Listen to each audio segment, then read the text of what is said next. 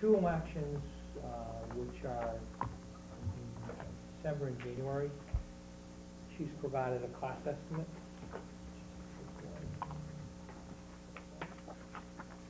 The finance committee, get that? Not yet. Do we have a copy?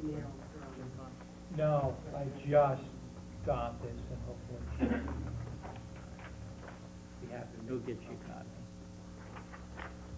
So the respective elections, the amount requested for the special primary election on December 8th would be $11,045. The special election on January 19th of 2010 would be $9,295. Now, why is that less? Is that because we have two primaries, basically? Extra ballots have to be printed for the political parties. There's some interesting differences.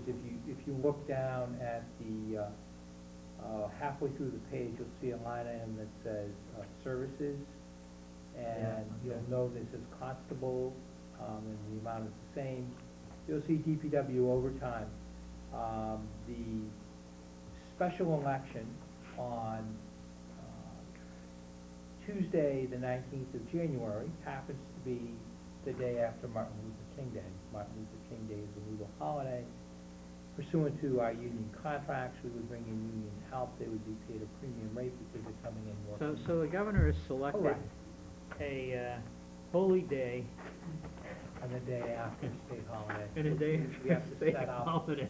We have to set up on the state holiday, which would cost the town an additional amount. And then on the because of the holy day, you'll notice on the police details, you'll see that there's a difference in the amount between the two of $1,900, and that's the low estimate by the town clerk. That would, number could be a little bit higher, a little bit in terms of perhaps $1,000 higher, and you'll see the $900 expense for the special election. So those are just a couple of major items to point out. All right, so at least we have a number, and can we send the state a bill? Probably not. Don't expect quick payment. Payment at all? ARRA money. Still interest that. And I will gather up the additional information on the budget transfer for you next week. Okay, so all of the transfers will have nailed down and squared away, and then we will have some priority items that the board will have to make some decisions on. Some of them are absolute; they have to be done because they're either by law or commitments that we may have to balance the budget, which we didn't do in June. So, and then there's a couple of things that we may or may not want to put on that list. Right, and just to give the board members a heads up, I'd have to go back and look at the specific motion on the budget, but if that gap was raised and appropriated, and I don't recall the particular word. No, it was. We might not need to do anything. No, for that gap, no, but we, from a board point of view, we need to understand what funds are doing what. I understand. And, we might, when will we have free cash certified? Not today. No, I know that. Well, The hope was that we would have it for October town meeting. I think it's reasonable to expect that we'll have a number certified for your next meeting. By the 14th. Okay, good. I think that's a reasonable That'll- expectation. Yes, Abby?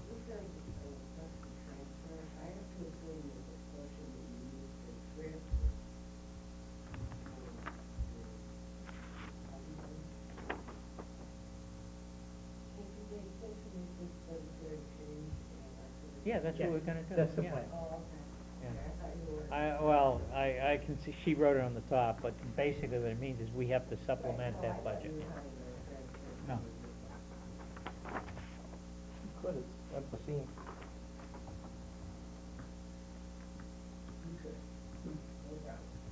We'll save that, the unforeseen for later. Chances are there'll be a few more surprises. Yeah. Yeah. Okay, so we're gonna cover the balance of that budget. Okay, the meals tax, we have a hearing scheduled on that. You have a warrant article hearing which will be Yeah. published, Right, and that will be And an that next opportunity week. for public. on the 14th. Okay. And, transfer monies from the Water Department Infrastructure Stabilization Fund to supplement Water Department budget. It's a placeholder, depending upon the status of the Water Enterprise Fund on June 30th. We may need to do a transfer from the Water Stabilization Fund to make that accountable. Are we not also transferring money into the, no, that's, shouldn't there be an article to transfer the balance of the, MTBE Yeah. into that fund? Do we need an article for that? I'm not so sure we have to do it right now. We could wait until April, because any monies that come in between now. Additional monies are expected. Additional money. All right. Everyone comfortable with that, or? We've just had received a small amount, about $19,000, Yeah. hopefully. The rest of it we've already put in. We've already put in, Yeah. okay. It's only the recent amount since, June town meeting. All right, so your recommendation is to hold off? Oh. Okay. Capital improvement plan, well, let's come back to that. Let me catch up with that, sure. Citizens petition, that was $35,000? That's 40 here. 40 grand, I thought. 40. 40, I think. As far as the numbering of that article, I'd put that at the, At the bottom? yeah, as far as having to deal with priorities, that's not a my priority, unless we, I don't know about everybody else's, but, I don't have a problem. hmm.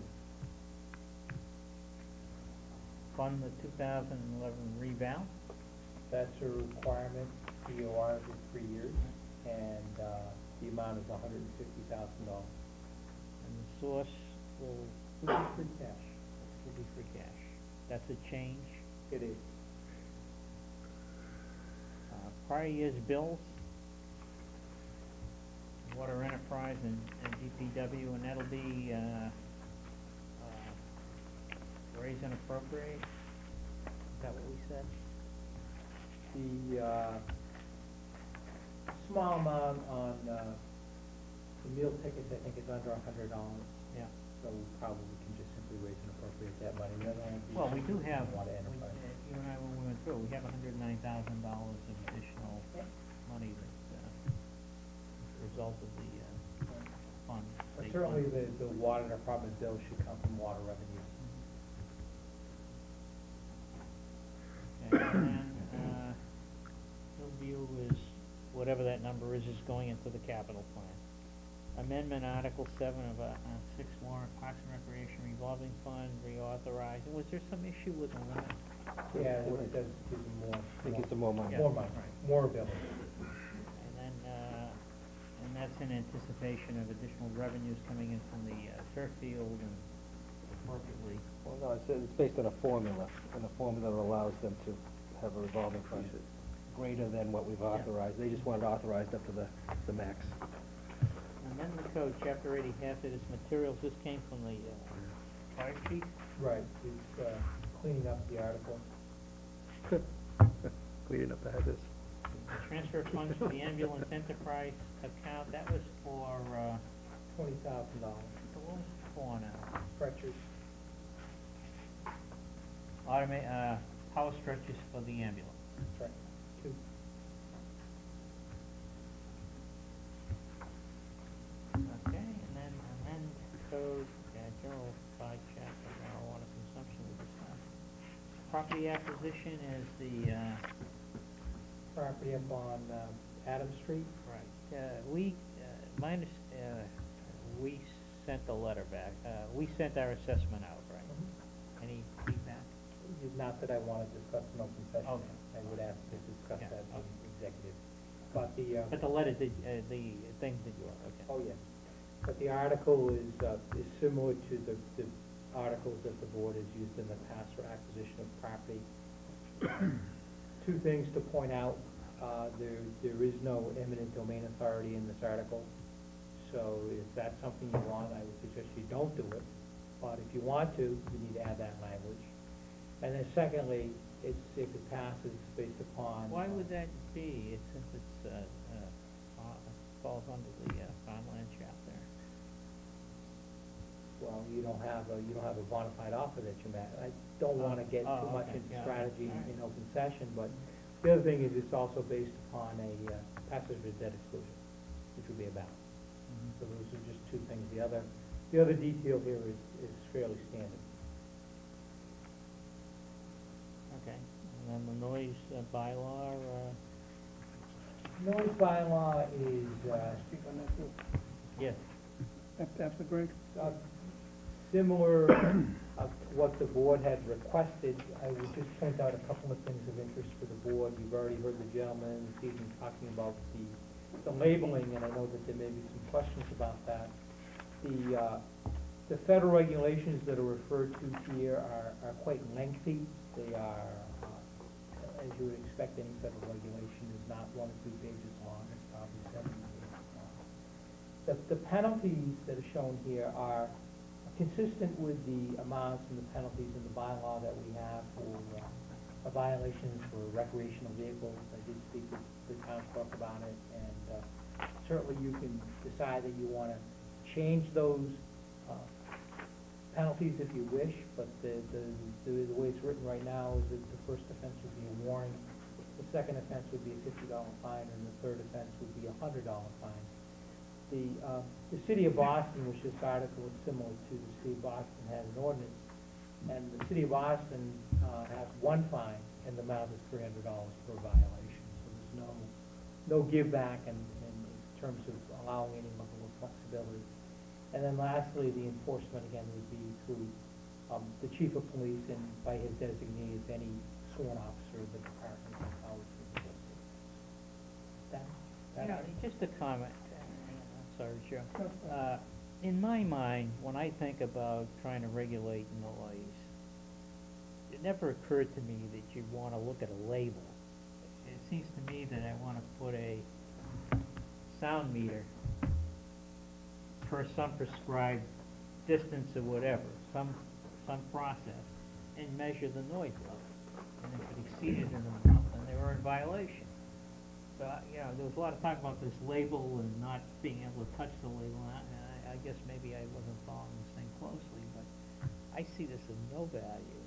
You know, if you want to put something in there that says noise shall not exceed 90 dB or whatever is the state standard, that makes sense to me. Now, it's an issue because we don't have the equipment, we'd have to make an investment, Right. we'd have to train people, Right. et cetera. So this thing, to me, does nothing.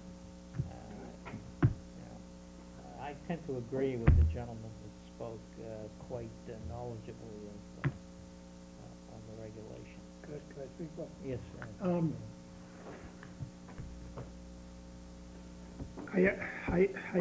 I won't say it does nothing, Bob, but I agree with you. I did take the time to go down to the local motorcycle shop, and there was probably inside that building 30, I'm gonna guess at 30 motorcycles. And I asked the gentleman in there to show me the label. He could not show me the label on one of the motorcycles, because as this gentleman spoke, and I never met this gentleman till tonight, most of the labels are concealed by the shield around the muffler. There was one he found by feeling behind on the muffler, and he said, Mr. Vino, feel here, you could feel it. But there's no way that, I mean, I hate to see us pass a bylaw that can't be enforced. I don't see how they can enforce this. That gentleman kind of hit the nail right on the head. I mean, are you gonna make them park the motorcycle for 2 hours and let it cool down? And you're gonna make them take off the heat shield? I don't think so. But what does it prove? To me, it proves nothing. Yeah, well, I kind of agree. I mean, Well, you know, last time we spoke about this, we spoke about, well, that we can enforce because it's something that you can physically see or you can physically touch. Yeah. But, you know, I understand. You know, this is what we discussed, okay? And we went, as a group, we went along with that. And my issue was noise.